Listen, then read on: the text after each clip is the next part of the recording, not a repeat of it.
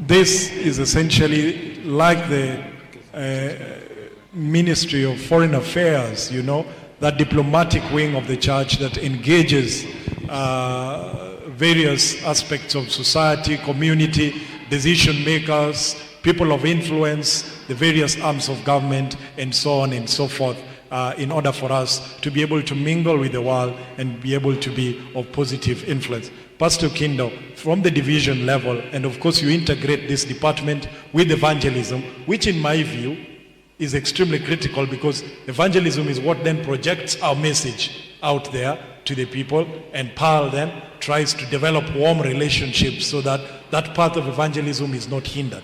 What would you have to say as we begin this conversation? Personally, I would like to talk about how PARL is, at the moment, the status of PARL in the church today, in our division. I think this is a department that is extremely critical to the church, but that's not well understood. And as a department, just at the head of this department right now, my burden has been how to make this ministry properly understood and how to make it operational at all levels of the church, whether the unions, whether the local conferences, and particularly the local church, even at the family level. How do we ensure that this ministry is understood and it's operating correctly? To diminish the many misunderstandings that have cropped up in the absence of correct information. The first thing, for example, we have not had a handbook for the department, so that even at the local church, for example, if you want to teach, you don't have resources that are sufficient from where the leaders of the department or the pastors can make reference and teach authoritatively. In the absence of such reference books, it's very difficult for you to explain these things. You'll always be feeling like, I'm not very sure whether what I'm saying is the correct information. And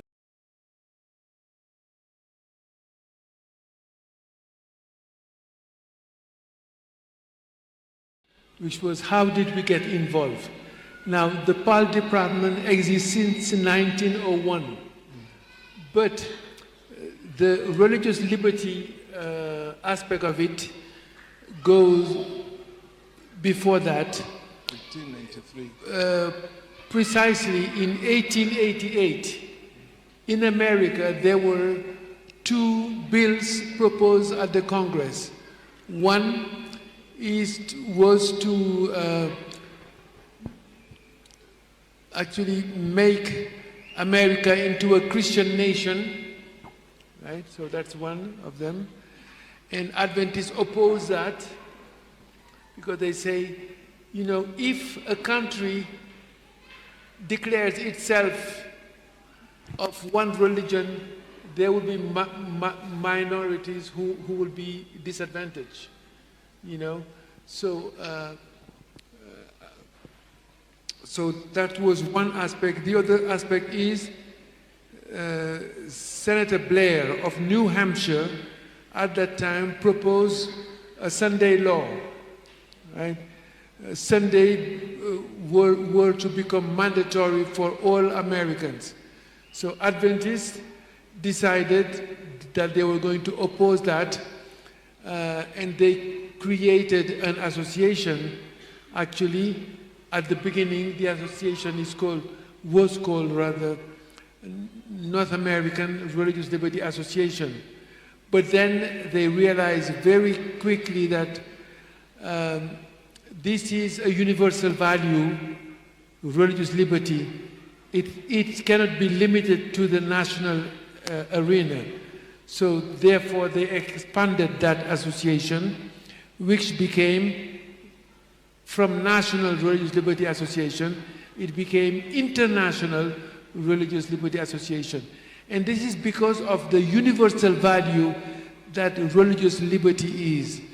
And since that time, Adventists have championed religious liberty. So it was part of our story, basically, that we need to secure this right, freedom of conscience, to all people, not just for Adventists. Of course, our Sabbath was an issue, in many areas, but this is something also that other people could benefit. I mean, even people who want to observe their Sunday, they should have the religious freedom to do so. So we were very open to say, this is not a human right that is restrictive to Adventists, but we open to defend the freedom of conscience of other people also. But as a matter of fact, it goes even beyond the issue of freedom of conscience, because the first president of the Seventh-day Adventist Church, his name was John Byington. He was part of the Underground Railroad, meaning people who were helping slaves escape. Because, you cannot just defend one right and neglect the other. So, coming to tell people, well, you have religious freedom if they are slaves, that's not, consistent. So, John Byington, the first Adventist president, himself was involved in helping slaves run away from the South, for example.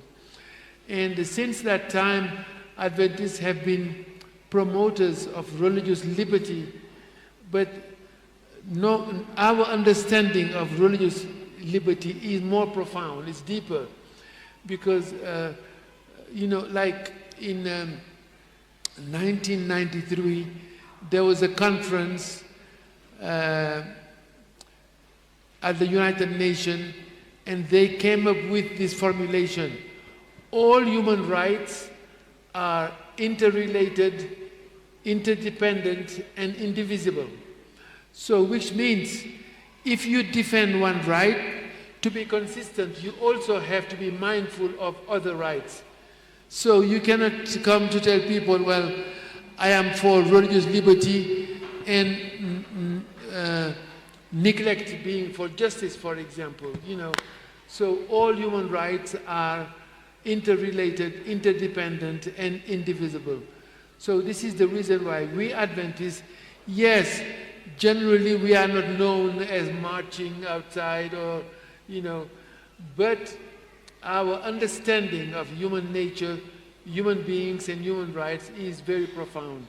And this we want to share in the public place.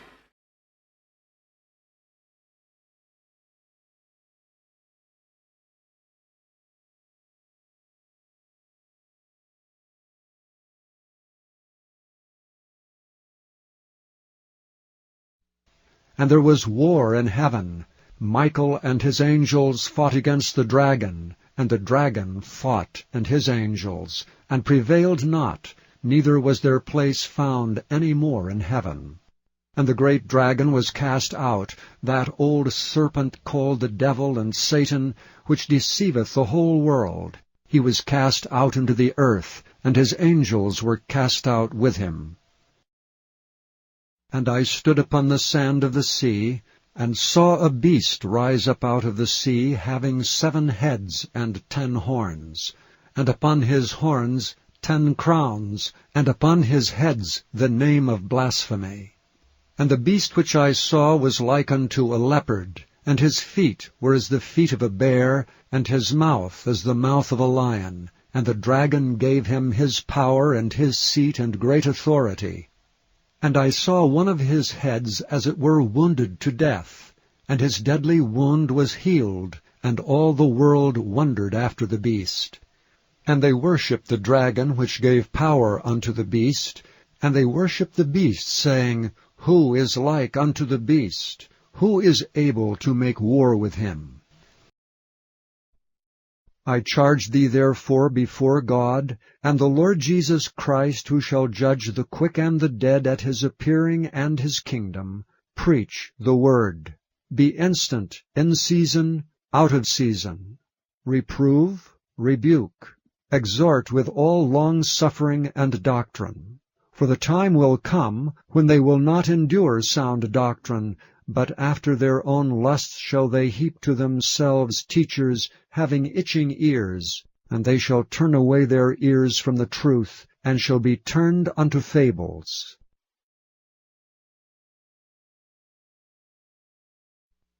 I know thy works, and thy labor, and thy patience, and how thou canst not bear them which are evil. And thou hast tried them which say they are apostles, and are not, and hast found them liars. I know thy works, and tribulation, and poverty, but thou art rich. And I know the blasphemy of them which say they are Jews, and are not, but are the synagogue of Satan.